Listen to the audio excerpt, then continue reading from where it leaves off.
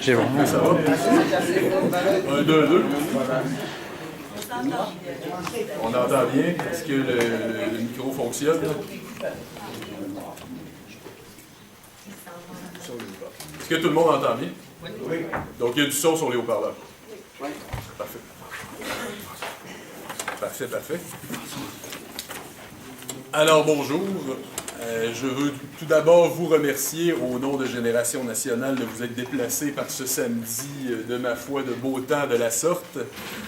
Il faut avoir le cœur au bon endroit pour venir discuter de paradis fiscaux en une si belle journée. Surtout une journée d'ailleurs, un samedi de la fin de semaine, dont le lundi est férié et dont le lundi, qui si longtemps s'est appelé le lundi de Dollars et de la Reine, mais qui dorénavant s'appelle le lundi des Patriotes. Alors, les Patriotes, en leur temps, ont eu aussi, eux, à combattre les pouvoirs marchands qui sévissaient au Bas-Canada, avec les résultats que l'on a connus. Mais c'est peut-être le début d'une grande mobilisation dont nous sommes aujourd'hui les héritiers. Leur expérience est porteuse de leçons dont il faudra assurément s'inspirer. Aujourd'hui, on jugeait important de parler de paradis fiscaux, qui est un enjeu qui défraie occasionnellement, disons, qui n'est pas un enjeu structurant de la vie politique nationale, mais qui, à l'occasion, défraie l'actualité. C'est le cas, bien sûr, depuis les Panama Papers, qui est un exemple où on en a beaucoup parlé, où on en a beaucoup discuté, mais qui, par la suite, comme malheureusement trop d'autres choses, retombe dans l'oubli, comme si le problème avait été réglé, alors que c'est très loin d'être le cas. Les paradis fiscaux nous sont souvent présentés comme étant un peu une anomalie, une erreur de l'ère de la mondialisation. Bien sûr, ils existaient avant, mais on nous dit souvent à l'ère mondiale, où on essaie de réglementer, de juridiser. Judiciaire. Des excuses, excusez-moi. En plus, c'est un mot que j'utilise souvent, mais là, je sais pas, en ce moment, j'avais le gros blanc. Je ne ferai plus jamais l'erreur. De judiciariser. En plus, je la dénonce souvent, la judiciarisation du politique. Judiciariser les rapports mondiaux, les rapports commerciaux, les rapports humains, les droits humains à l'échelle mondiale. La mondialisation, c'est ça, finalement. C'est l'apparition d'une nouvelle échelle géographique qui est le monde. Autrement dit, que tout peut être considéré à l'échelle mondiale, dont la citoyenneté, on parle maintenant de transnational, mais il y a aussi l'émergence d'une classe mondiale que plusieurs appellent l'overclass, cette superclasse qui a dépassé les patries, qui a dépassé les nations. Finalement, cette superclasse-là, elle est la seule qui vit véritablement le rêve de la mondialisation. On nous met en valeur un monde d'abondance, un monde où il est très très facile de circuler, un monde où, par exemple, passer de Davos à New York serait comme traverser la rue. Bien, ça va de soi que la vérité philosophique accomplie d'un tel fait ne peut être que le paradis fiscal.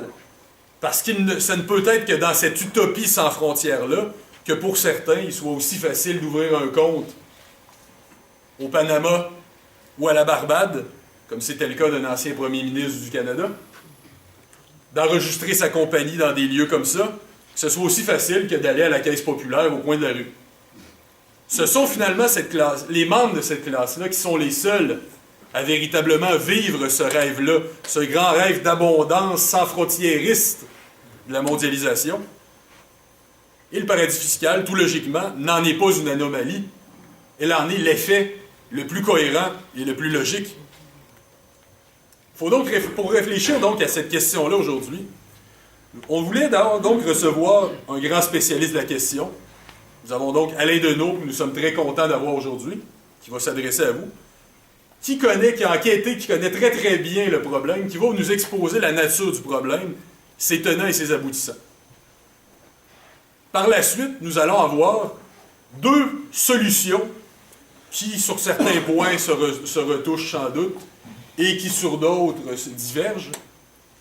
M. Gabriel Sainte-Marie, député de Joliette à la Chambre des communes, nous exposera un peu son projet de loi qu'il a déposé à la Chambre des communes il y a quelque temps pour éliminer ou du moins contraindre les paradis fiscaux, les gens qui veulent y avoir recours à rendre des comptes. On l'entendra avec beaucoup de plaisir aussi. Et ensuite, Mme Oueda Antonius du groupe Attaque Québec, qui va nous exposer de leur côté qu'est-ce qu'Attaque Québec prône comme manière de combattre ce fléau. Par la suite, nous allons faire un petit tour de table pour que chacun puisse réagir à la proposition de l'autre, nous dire qu'est-ce qu'il en pense, pourquoi la sienne serait selon lui supérieure à l'autre. C'est le grand débat démocratique qui aura lieu. Et puis ensuite, on veut bien entendu vous laisser la parole, donc on prendra des interventions de la salle. On a aussi un petit cadeau, une petite surprise pour vous à la toute fin. Pour ceux qui aiment les boissons gazeuses, mais qui seraient foncièrement mal à l'aise d'encourager Pepsi ou Coca-Cola après une présentation concernant les transnationales et leurs actions, nous avons un partenariat avec le Cola du Québec, qui est une toute nouvelle compagnie. Nous avons 36 bouteilles, donc les premiers arrivés seront les premiers servis au fond de la salle à la toute fin. Moi, je vais donner des coups de coude. Je pense qu'on a un amateur. Et c'est un cola donc, qui est à base de sirop d'érable, et je pense qu'ils ne sont pas encore rendus au stade de pouvoir s'enregistrer dans des paradis fiscaux. J'en profite aussi pour souligner l'arrivée de Mme Véronique Yvon, députée de Joliette, à l'Assemblée nationale.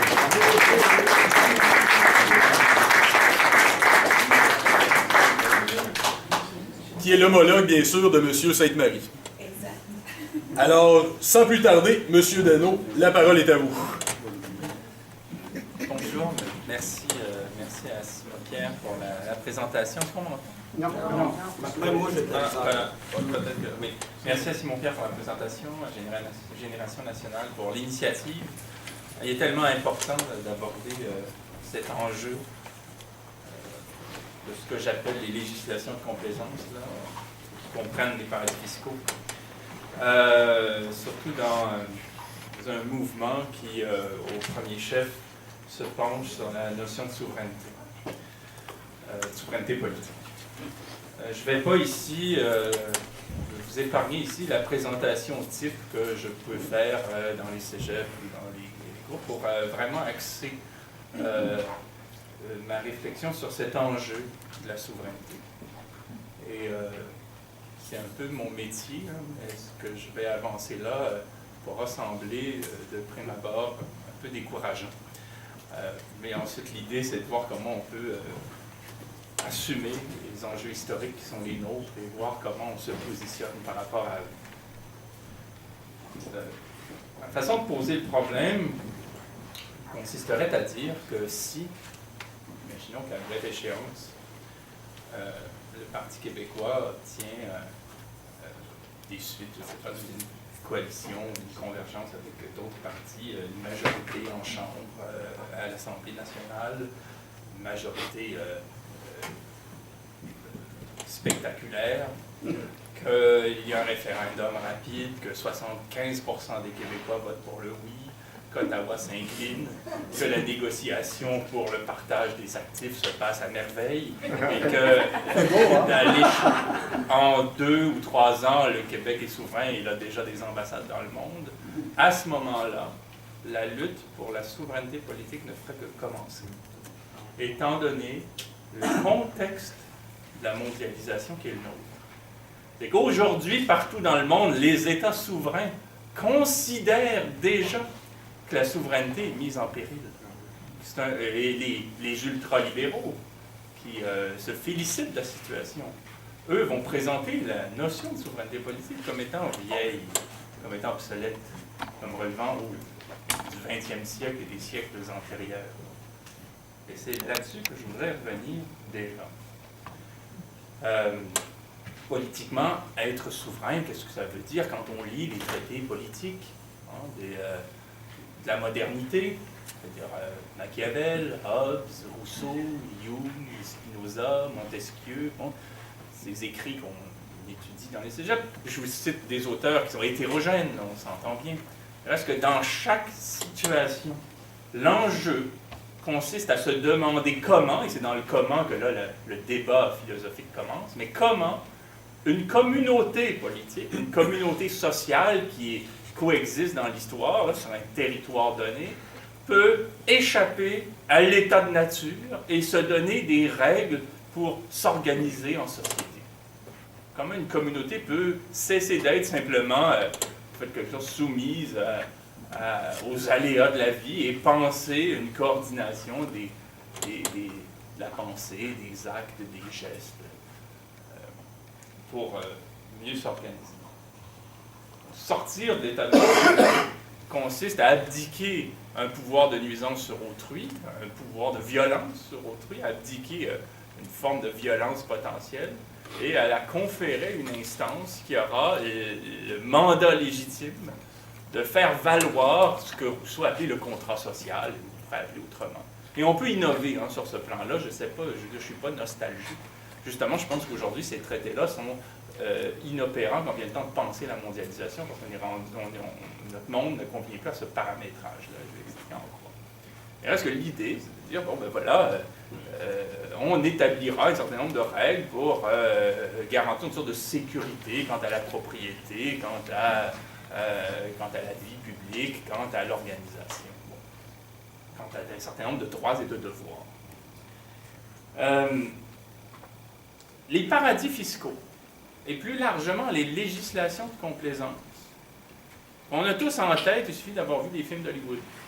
Le Luxembourg, la Suisse, Andorre, l'île de Jersey, le Panama, le Belize, les Bermudes, la Barbade, les Bahamas, Singapour, les îles Marshall, il y en a 90. L'autre. Ces législations de complaisance qui sont ultra permissives, en réalité, se trouvent à constitutionnaliser l'état de nature que l'État visait à quitter. C'est-à-dire qu'on s'est dit, on ne va pas être dans un monde où la loi de la jungle prévaut, où tout le monde est une menace pour tout le monde, où on se dispute le moindre bout de gras, où le plus fort décide de ce qu'il en est du rapport avec autrui. On va établir des règles. Ça, c'est le conte, parce qu'on sait que dans l'histoire, si on a lu Marx et d'autres, ça ne s'est jamais produit comme ça, mais le conte philosophique qu'on s'est raconté pour, en fait, viser à un avenir meilleur et une organisation souhaitée était de cet ordre. Donc, on se disait, voilà, plutôt que d'être une menace pour tout le monde, nous allons en quelque sorte créer un ordre dans lequel nous nous entendrons sur la façon dont nous organisons une société. Les paradis fiscaux sont une façon pour les acteurs les plus puissants de se soustraire à ce contrat-là, à cet ordre-là, à la règle des droits et des devoirs qui prévaut en principe dans une organisation sociale, pour inscrire des actifs dans des législations complaisantes qui sont ultra permissives et qui permettent en réalité tout, mais qui le permettent sur un mode constitutionnel, paradoxalement. Ce n'est pas un retour abstrait, à l'ancienne, c'est une étatisation de l'état de nature, c'est-à-dire de la possibilité qu'ont des acteurs de strictement agir en fonction de leur puissance. Qu'est-ce qu'une législation de complaisance? Qu'est-ce qu'un paradis fiscal? C'est une souveraineté à l'envers. C'est un objet très étrange, une législation de complaisance. Paradis fiscal, les Bermudes, par exemple, ou le Panama, dont on a tant parlé. C'est un État où déjà il y a un taux d'imposition sur un certain nombre d'activités, sur un certain nombre d'entités, qui est nul ou quasi nul. Donc déjà, quand on est un acteur à Montréal, on a des employés, des actifs, une activité, on a des clients, on bénéficie d'avantages sur le territoire. Normalement, on paie des impôts sur son revenu puisque l'État met à notre disposition comme investisseur, comme gestionnaire, comme détenteur d'actifs, un certain nombre d'infrastructures publiques et de services publics qui sont absolument nécessaires à mon enrichissement. À imaginer ce que les constructeurs automobiles et les sociétés pétrolières feraient s'il n'y avait pas un État pour asphalter des routes. Si on demandait tout d'un coup aux sociétés pétrolières de financer elles-mêmes le réseau routier. Je veux dire, aucune activité économique de leur part ne serait envisageable, tellement l'investissement serait colossal. Donc c'est sur la base d'une socialisation des coûts qu'ils arrivent à s'enrichir. C'est pour ça que je dis toujours que le fisc est en fait la pointe d'épine dans le gras du riche qui lui rappelle la dépendance qu'il a aux infrastructures publiques aux fins de son propre enrichissement, et même quand on est inscrit dans une perspective libérale, on ne peut pas le nier. Ce n'est pas nécessairement la mienne, mais même d'un point de vue libéral, j'ai pensé les choses ainsi. Donc dans les législations de complaisance, il n'y a pas d'impôt. Mais surtout, il n'y a pas de loi digne de ce nom. Ce ne sont pas seulement des paradis fiscaux qui ont trait au fisc, ce sont des paradis judiciaires, des paradis, des législations de complaisance qui, dans le domaine du transport maritime, dans le domaine du travail, dans le domaine des normes environnementales, dans le domaine de la sécurité au travail, dans le domaine de la finance, des effets de levier, du pouvoir qu'ont des investisseurs d'emprunter pour jouer à la bourse, des capitaux qui ne sont pas les leurs, en plus de l'épargne qu'on leur confie. Toutes ces lois-là s'estompent. Et le problème de la mondialisation, c'est qu'en fait, elle se présente auprès des grands investisseurs, et des multinationales et des particuliers puissants sur le mode de l'ultra-permissivité du moment qu'on est riche. Elle consiste à dire à un acteur puissant, la question n'est pas de savoir si ce que vous avez en tête de faire est illégal, mais de vous demander où est-ce que vous pouvez enregistrer votre activité pour que ce qui est illégal chez vous devienne légal ailleurs. Bon. Donc, on est dans l'ordre de la mondialisation face à des États comme le Panama, les Bermudes, qui, d'une part, n'imposent pas le capital, parce qu'on est dans des sociétés où il n'y a aucune mission sociale. Il n'y a pas d'hôpitaux à financer. On laisse les peuples, les populations de ces régions insulaires, souvent dans un état de déréliction. On accueille des entreprises qui ne paient pas d'impôts, qui ne respectent aucun droit. Mais pire encore, la loi qui prévaut dans les paradis fiscaux est une loi qui s'applique à tous les acteurs sociaux, sauf ceux du territoire où ils se trouvent. Une loi aux Bermudes dit à peu près ceci, s'il s'agit de la loi qui porte sur la possibilité de créer ce qu'on appelle une société exemptée, ou une société internationale, ou une banque indépendante, ou un holding. La loi va dire, chez nous, vous pouvez créer une société exemptée à la condition que votre société n'ait aucune activité chez nous. Donc c'est une loi, la loi des Bermudes, porte sur le capital en tant que ce capital-là ne concentre pas le territoire sur lequel l'autorité publique a des prérogatives. Et c'est la raison pour laquelle on devrait mettre sous pression ces États-là d'un point de vue diplomatique. Ottawa, Berlin, Paris, Tokyo, Londres, Washington, s'ils étaient vraiment des capitales d'État de droit qui croient en la souveraineté et en la vocation de l'État, qui est de représenter la chose publique, le bien commun, en fonction d'une volonté populaire, ce qui serait le principe républicain de base, là, en philosophie, aurait toute autorité pour dire au gouvernement des Bermudes, nous nous opposons diplomatiquement, et cela s'ensuivra de sanctions et de mesures, à telle loi, parce que cette loi-là ne porte pas sur votre territoire, elle porte sur tous les territoires du monde, sauf le vôtre. Parce que vous êtes en train de légiférer sur un capital qui n'est pas chez vous. Et vous prévoyez que ce capital-là ne sera jamais actif chez vous s'il est inscrit dans la forme de cette entité que vous avez conçue en droit. Et du point de vue des États traditionnels, qu'est-ce qui se passe? Bien, vous avez, on l'a bien vu avec les Panama Papers, des acteurs fortunés et des multinationales au Québec qui vont se tourner vers une firme qui est présente au Québec, Maples, par exemple, qui est au Centre financier international, qui va demander auprès de cet acteur qui est présent au Québec de créer un compte au Belize, créer une holding aux Bermudes ou au Luxembourg, créer une société exemptée, je ne sais trop où, aux îles Vierges britanniques, créer un trust à Hong Kong, mais on est ici, là. Et c'est un petit peu comme si, en réalité, l'acteur fortuné d'ici, la multinationale d'ici, auprès d'un avocat d'affaires d'ici, un juriste d'entreprise ou un avocat fiscaliste, prenait des actifs et des titres de propriété, les mettait dans une bulle de verre et disait ce qu'il y a dans cette bulle de verre-là relève du droit des Bermudes. Et aux Bermudes, on va dire, effectivement, ce capital-là relève du droit des Bermudes et en droit bermudéen, on dit que ce capital-là ne doit pas être actif chez nous. Si un Canadien va à la Barbade et crée, je ne sais pas moi, un dépanneur, et vend du cola du Québec auprès des gens de la Barbade. Et il va payer des impôts parce qu'il a une activité à la Barbade comme n'importe quelle entreprise. Il faut qu'il n'ait aucune activité à la Barbade pour que l'avantage offshore se vérifie. Alors on est dans un monde où le concept de souveraineté a été complètement renversé parce que des États complaisants, qui sont des États particuliers, qui sont les paradis fiscaux, les ports francs, les zones franches, les paradis réglementaires, ont créé un droit qui s'applique à l'extérieur de leurs frontières et qui donc outrepasse la prérogative de l'autorité. Et pourquoi on en est là? C'est parce qu'on est parce qu'aujourd'hui la souveraineté est réfractée. Je dirais qu'il y a 3 types de souveraineté. Je vais finir là-dessus, je pense que c'est un peu long. Hein? Il y a 3 types de souveraineté.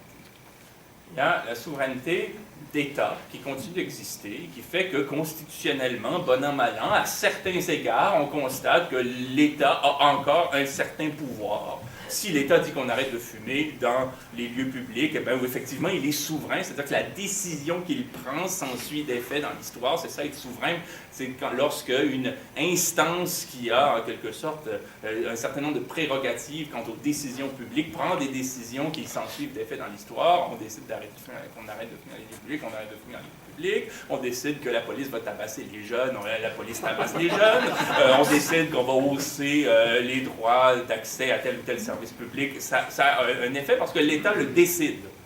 Mais ce qu'on constate très vite par rapport aux enjeux, et on le constate lors des campagnes électorales notamment, c'est à quel point, par rapport à certains enjeux, l'État n'a plus de prise.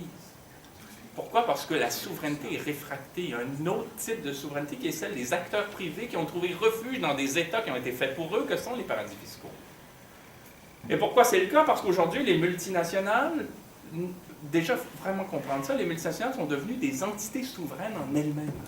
C'est comme un nouveau type de pouvoir politique, d'une certaine façon. Une multinationale, il faut déjà oublier, là, c'est comme le Père Noël, il faut arrêter de croire qu'elle existe telle qu'on nous l'a raconté. Une multinationale n'existe pas. Comme juridiquement, comme on peut l'entendre. Coca-Cola n'existe pas. Ce qui existe, c'est une myriade d'entités coordonnées par un conseil d'administration qui parle au nom de Coca-Cola. Et quand Coca-Cola, à la fin de l'année, nous fait état de son bilan financier, c'est seulement une addition des actifs d'une myriade d'entités qui sont créées d'une manière multinationale dans le monde. Et les entités de Coca-Cola, les milliers de filiales, de holdings, de trusts, de tout ce que Coca-Cola peut détenir, contrôler, coordonner, les entités donc, de Coca-Cola peuvent transiger entre elles, peuvent s'envoyer des factures, peuvent se poursuivre même en justice, peuvent s'octroyer des prêts. Ce sont des entités autonomes, imposées de manière autonome, et considérées comme des entités autonomes par les différents États où elles se trouvent. Et 50% des transactions financières internationales concernent des actifs intragroupes. C'est Coca-Cola Bermude qui envoie une facture à Coca-Cola Allemagne pour s'assurer qu'il y ait le plus d'argent possible aux Bermudes. C'est comme ça que Google, en 2011, a payé 2,4% d'impôts dans le monde. En transférant 10 milliards d'actifs aux Bermudes, comme si les 2 employés et demi de Google Bermude avaient généré 10 milliards de capitaux en travaillant comme des Stakhanov à longueur d'année. Alors on sait très bien qu'il s'agit d'un transfert de fonds dans la filiale des Bermudes, sur un mode tout à fait artificiel, par des factures factices et tout, pour faire en sorte qu'il y ait le moins d'impôts possible payés par le groupe. Mais la multinationale, comme telle, elle n'est nulle part. Elle est soumise à aucune autorité. Et c'est pour ça que de plus en plus, les feuilles idéologiques comme Fortune, Forbes, ainsi de suite, vont parler non plus d'État. C'est fini ce temps-là, c'est le temps des souverainetés, là, c'est pour les ringards. Là. On va parler d'economies, des économies. Le Québec, c'est une économie, Coca-Cola, c'est une économie, Ikea, c'est une économie, puis le Japon est une économie. Et quand on fait la liste des économies, on se rend compte que parmi les 100 plus fortes du monde, la majorité sont privées. Et on veut dire, désormais, on discute en des economies, puis bien, je veux dire, avec l'accord de libre-échange entre le Canada et l'Union européenne, maintenant, des entreprises vont pouvoir poursuivre des États. Vous avez Patrick Pouyanné, PDG de Total, qui va faire un tête-à-tête avec Poutine, exactement comme un chef d'État. À la fin de la rencontre, il y a un communiqué de presse du Kremlin. Le chef de l'entité Total a discuté avec le chef de l'entité Russie. Et on est face à des pouvoirs qui se présentent comme étant des égaux. Les États ne sont plus souverains en ce qui concerne la finance, en ce qui concerne le commerce international, en ce qui concerne les grandes ressources stratégiques comme le pétrole, en ce qui concerne même leur propre dette, d'une certaine façon. Et donc, on est face à un monde où des acteurs souverains apparaissent, c'est-à-dire des souverains, c'est-à-dire être capables de prendre des décisions qui s'ensuivent des faits dans l'histoire. Les multinationales qui le feraient bien, armer des dictatures, armer des seigneurs de guerre, faire toutes sortes de trafics, fixer dans une grande mesure un certain nombre de cours, de ressources, de Glencore et d'autres, et qui ont un pouvoir faramineux que jamais un État pourra contrôler. Et donc, le problème consiste non seulement à conquérir une souveraineté qui, sur une base historique, se présente comme ayant été confisquée à l'occasion des guerres, mais aussi avec nos contemporains des autres pays, à repenser complètement, sur le plan de la conquête, le rôle de l'institution publique. On en est aujourd'hui, je vais conclure là-dessus, à un stade de l'histoire où il nous faut, les peuples, réinventer des institutions qui nous ressemblent. Réinventer un rapport à la chose publique, puisqu'elle a été confisquée par des grands pouvoirs qui se sont confondus aux États, qui ont fait des États des complices de leurs intérêts. Et je finirai plus par une anecdote sur la question fiscale. Pendant que Jim Flaherty était au ministère des Finances sous le règne du gouvernement Harper, il a créé un comité consultatif en matière de fiscalité. Et dans ce comité-là, il y avait des membres, aucun fiscaliste, évidemment pas de sociologue, pas de syndicaliste, mais bon. Il y avait essentiellement pour conseiller le ministre, là on n'est même plus dans le registre du lobbying, là. C'est un comité consultatif que le ministre crée dans son bureau. Et il nomme des gens qui sont liés de très près à des firmes comme la Banque Royale du Canada, la Banque Scotia, Barry Gold, SNC-Lavalin, Rogers, PricewaterhouseCoopers et d'autres groupes. Là, ce qu'on voit, c'est un État être complètement, en quelque sorte, complice d'une forme de souveraineté qui se développe en parallèle et qui cherche à se donner les leviers dont elle a besoin pour agir souverainement dans le monde sans même devoir passer par l'État. Et la question de la souveraineté politique, c'est une question aujourd'hui qui est internationale et qui est partout l'objet d'une conquête. Et en cela, pour essayer d'être moins décourageant, on peut dire qu'on n'est pas seul ici à réfléchir à cette question-là sur le mode qui est le nôtre. Merci.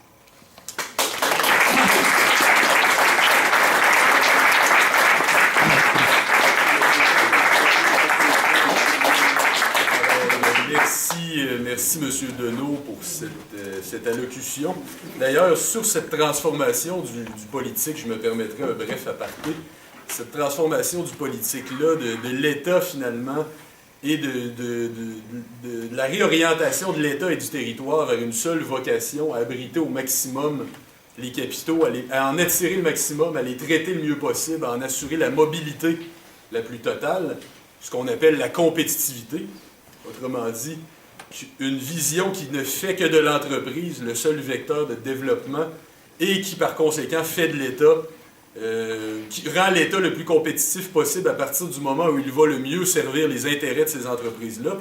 Il y a deux grands classements de la compétitivité mondiale et je regardais un petit peu récemment la méthodologie de ces deux grands classements-là.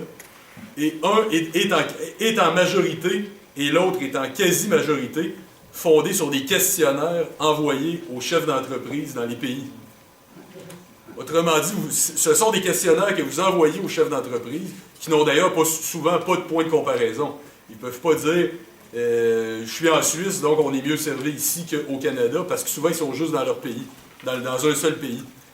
Ce sont donc des questionnaires qu'on envoie, on leur demande d'évaluer l'environnement juridique, économique, celui au niveau des infrastructures, celui au niveau du capital humain. Est-ce que les universités forment assez bien les gens en fonction du marché du travail? Donc, tout ça est basé uniquement sur une vision des entrepreneurs locaux. À quel moment est-ce qu'on a décliné à ce point-là? À quel moment est-ce qu'on a perdu à ce point-là le sens de ce que l'État devait être? C'est assez inquiétant, c'est très, très inquiétant. Puis il serait temps, justement, qu'on se réveille sur ce genre de choses-là. Je donnerai maintenant la parole à monsieur le législateur Gabriel Sainte-Marie. Oui, bon, ben, salut tout le monde. Bonjour Véronique. Simon-Pierre, merci pour avoir organisé ça avec Maxime au fond de la salle. Donc, merci pour l'initiative. Madame Antonius, je vais vous voyez comme on se connaît moins. Alain, donc je suis content de voir tout le monde avec du beau temps comme ça. C'est un gros sacrifice qu'on fait pour venir se documenter et s'intéresser à la chose. 1, 2, 1, 2. Ça se monte-tu le volume? Je n'aime pas ça. C'est correct? Bon. OK, bon. La question des paradis fiscaux. Je m'y intéresse depuis un certain temps, pour ne pas dire un temps certain. Entre autres, en 2004, j'avais interviewé Alain pour son livre qu'il avait fait sur Paul Martin et ses activités dans les paradis fiscaux. Tantôt, tu parlais de la Barbade, mais c'est plutôt... ces bateaux à Paul Martin, c'est... C'était la Barbade. La Barbade et le holding est au Bermude. Oui, c'est ça. Bon, alors, on est toujours dans les détails ici. Ça se complexifie assez rapidement. Bon, moi, la question de la répartition de la richesse est au centre des questions qui me préoccupent. Hein, l'égalité des chances, puis voir les écarts de richesse et tout. Les écarts de richesse vont en augmentant depuis bon nombre d'années. En même temps, quand on regarde les budgets, par exemple, à Québec, même à Ottawa, surtout à Québec, il n'y a plus de marge de manœuvre. C'est très, très, très serré, d'où les mesures d'austérité. Il y a quand même de l'idéologie là-dedans, là, mais coupe aux services, les endettements en même temps, puis les baisses d'impôts à la classe moyenne, il n'y en a pas beaucoup, il n'y a plus de marge de manœuvre. Mais en même temps, il y a la question des paradis fiscaux qui est, il y a plusieurs mesures pour les plus fortunés, puis particulièrement pour les très, très, très fortunés, comme les paradis fiscaux, ils sauvent avec le POC, puis là, il y a un décrochage complet au niveau de la société, là, une injustice frappante. C'est, comme on le disait l'automne dernier, c'est l'éléphant dans la pièce, j'aime ça dire ça au Parlement, l'éléphant dans cette pièce, la question des paradis fiscaux. Ceux qui ont le plus de moyens, ils sauvent avec le POC, puis ils payent bien moins d'impôts qu'on va le faire, là, un pourcentage du revenu. Il faut s'y attaquer, c'est majeur. Il y a l'OCDE qui fait des demandes, qui dit qu'il y a des choses qui peuvent être faites et tout.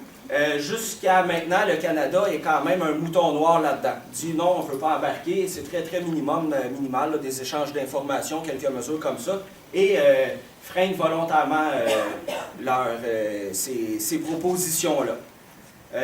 Puis au niveau de la législation et tout, il n'y a vraiment rien qui est fait ou si peu. Là, les libéraux, dans le dernier budget à Ottawa, ont dit on met des millions pour attraper les fraudeurs, comme un peu en réaction là, aux Panama Papers. On va mettre des millions pour les attraper. Sauf que le problème avec ça, c'est que oui, il faut le faire, puis oui, c'est important, aller attaquer ces fraudeurs-là, ces bandits à cravate-là qui détournent leur fortune pour aller échapper à l'impôt. Sauf que l'essentiel du problème des paradis fiscaux, ce sont avant tout les banques, puis sinon, d'une façon plus large, les multinationales qui opèrent dans un cadre légal, tout à fait légal. Donc, c'était combien les chiffres des Panama... non, excusez, là, je me mélangeais. Prenons l'exemple de l'île du Mans. L'île de Mans, c'est... ça valait combien de millions? Quelques centaines de millions. Non, millions. Les Panama Papers, le Panama, il y a 128 millions au Canada là, qui est au Panama.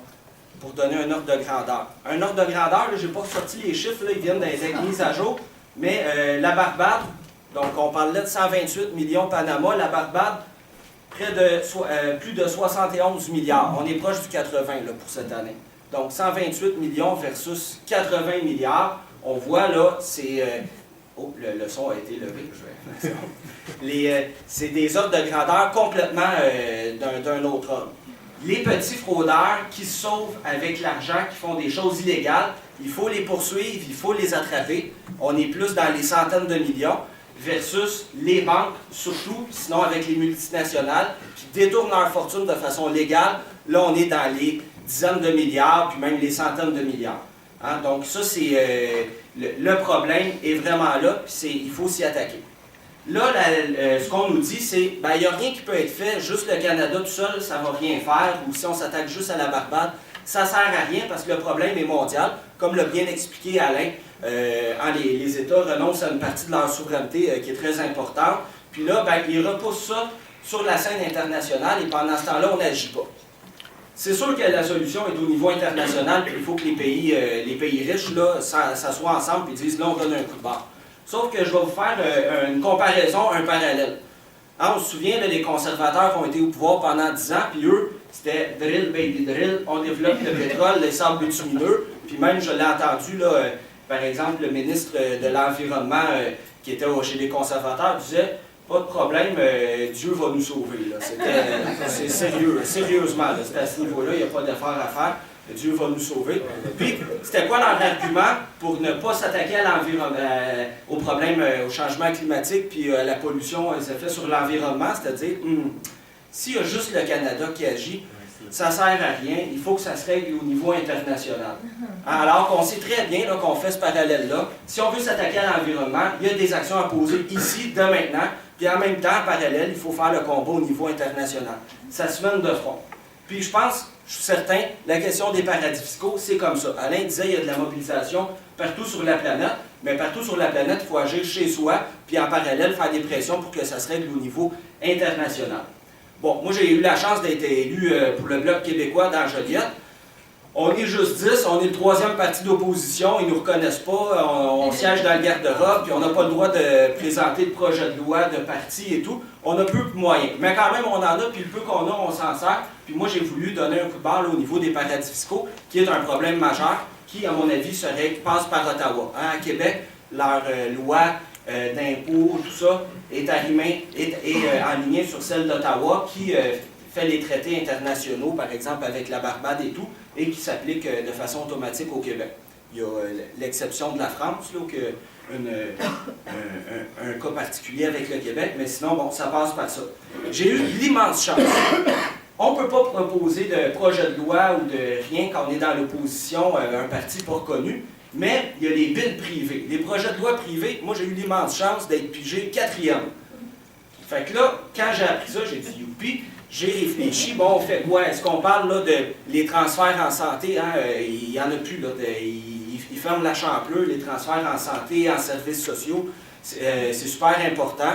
Est-ce qu'il y a la question du transport du pétrole sur notre territoire, les trains, les pipelines? Donc, il y a plein d'enjeux, là. L'industrie, développement, de l'appui à la recherche et développement, politique pour l'aéronautique. Il y a immensément d'enjeux. J'ai dit non, je vais y aller sur la question des paradis fiscaux.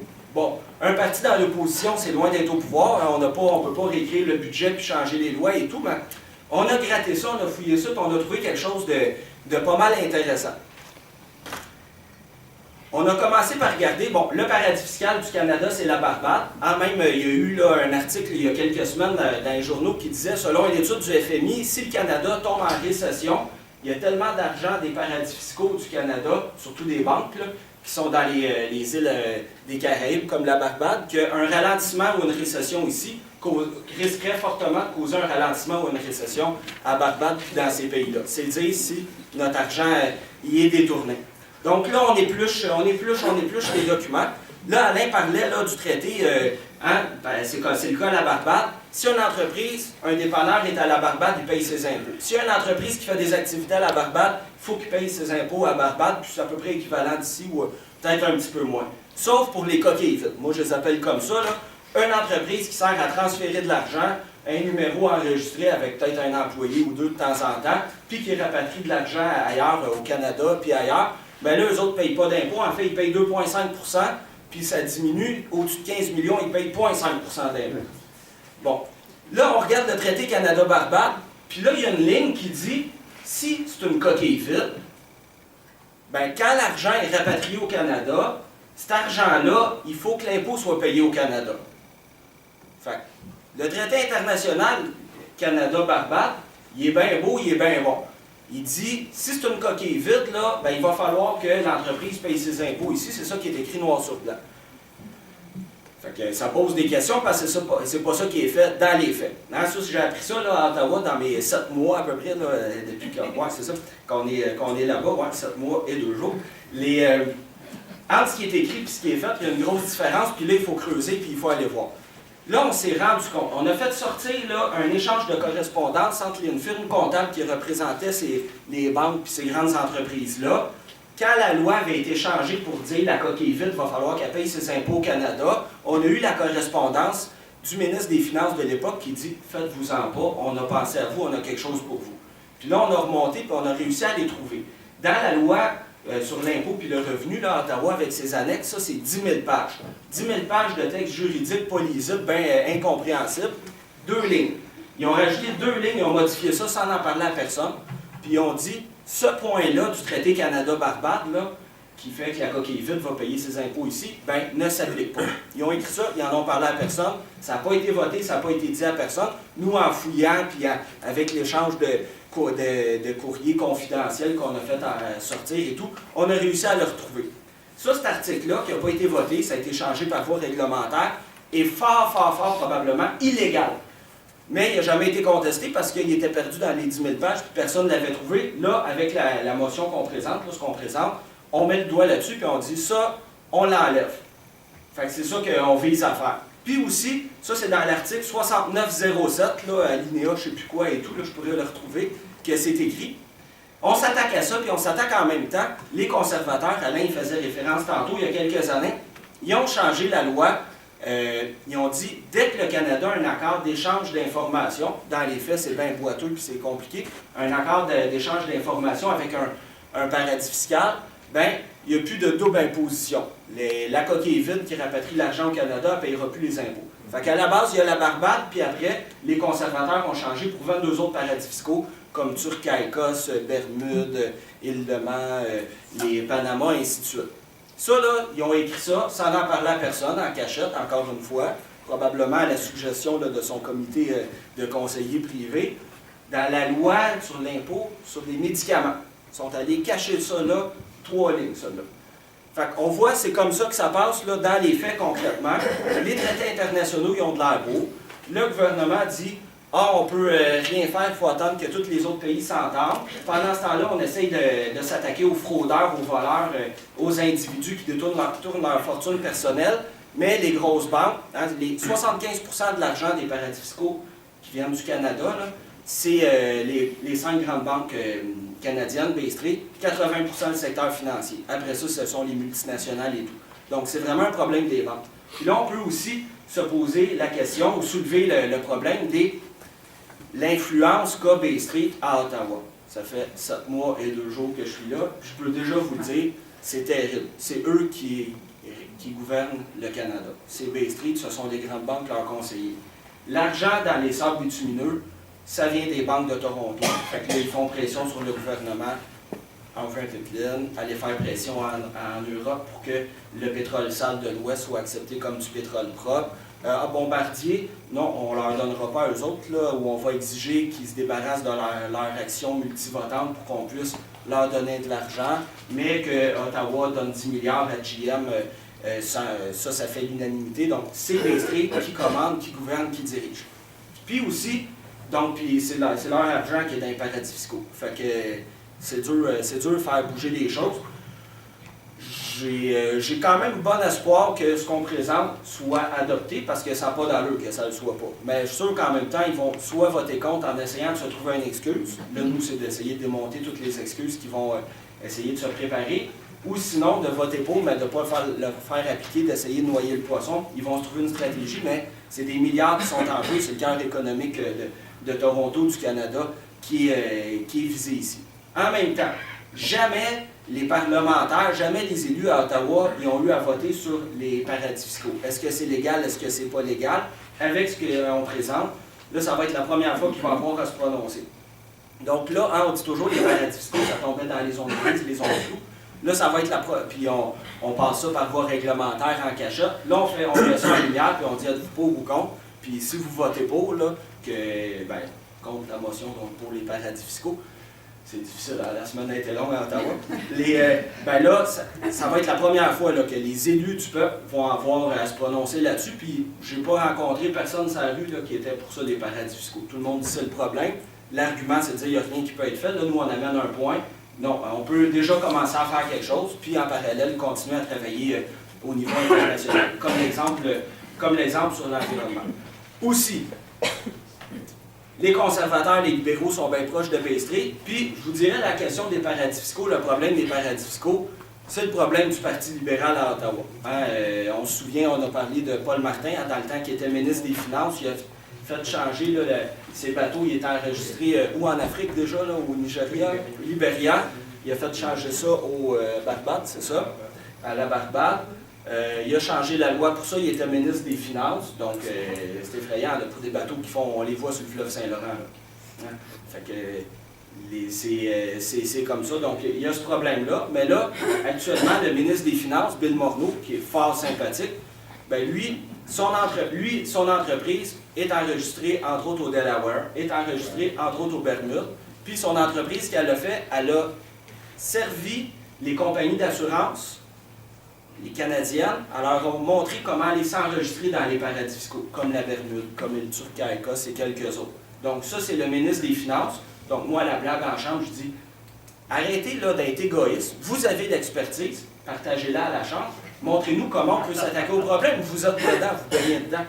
Le secrétaire parlementaire du ministre des Finances, M. Champagne, qui est député de Shawinigan, le comté de Jean Chrétien avant, ça, secrétaire parlementaire, c'est comme le ministre adjoint. Là, quand le ministre Morneau n'est pas là, ben, son remplaçant, c'est Champagne.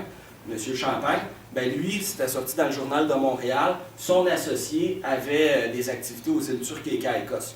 Donc, je les relance tous les deux. Faites-nous-en bénéficier. C'est un monde, c'est un univers, ils se connaissent, ils se parlent, c'est comme ça. On se souvient dans les scandales des paradis fiscaux, la fiducie Bronfman. Mais qui est-ce qui est en charge du financement du Parti libéral à Ottawa? Stephen Bronfman. C'est un monde, c'est un univers, c'est une gang d'amis. Il y a la souveraineté, mais eux, moi je dirais, c'est leur souveraineté à eux. C'est leurs amis des banques, c'est leurs amis souvent proches de la famille, c'est leur réseau, puis ils en profitent et tout. Donc, c'est très difficile, ils ont des milliards, là, ça leur rapporte énormément. Donc, ils ont ça dans leurs mains, aller leur enlever le fromage. On ne peut pas seulement parler de leur joli ramage pour parler comme La Fontaine. Il faut aller beaucoup plus loin que ça, c'est difficile. Il faut attaquer à tous les... s'y attaquer à tous les niveaux, pas lâcher le morceau. L'idée de la motion, c'est un des exemples. Il faut le faire à l'international, il faut pousser, pas lâcher, c'est ce qu'on fait. Ça. J'avais peut-être un dernier point. Oui, c'est ça. Bon, dernier exemple. Bon, nous, comme on n'est pas reconnus, on n'a pas le droit d'aller au comité, de parler au comité, encore moins de voter et tout ça. Mais là, ils ont fait comparaître KPMG là, pour les scandales de l'Île-de-Man. Fait que je suis quand même allé, j'étais allé les écouter, puis là, c'était des questions complaisantes qui posaient là, à la haute direction de KPMG, puis au cerveau qui avait orchestré tous ces montages-là. Là, j'ai demandé, j'ai eu l'unanimité pour avoir une question de 20 secondes technique à la fin. J'ai dit combien en valeur, puis le client canadien, de vos clients canadiens qui rapatrient de l'argent des paradis fiscaux au Canada, puis sa réponse a été, puis là c'était à la fin, puis ils ont coupé, puis c'est ça, le fait de ne pas être reconnu, il a dit aucun. Donc, on n'est pas toujours vite, mais on n'est pas dupe non plus. Fait qu'en tout cas, je voulais vous apporter mon point de vue d'Ottawa. Qu'est-ce qu'il y en est? Il y a beaucoup à faire, on continue, puis je vais écouter Mme Antonius avec grand intérêt. Merci.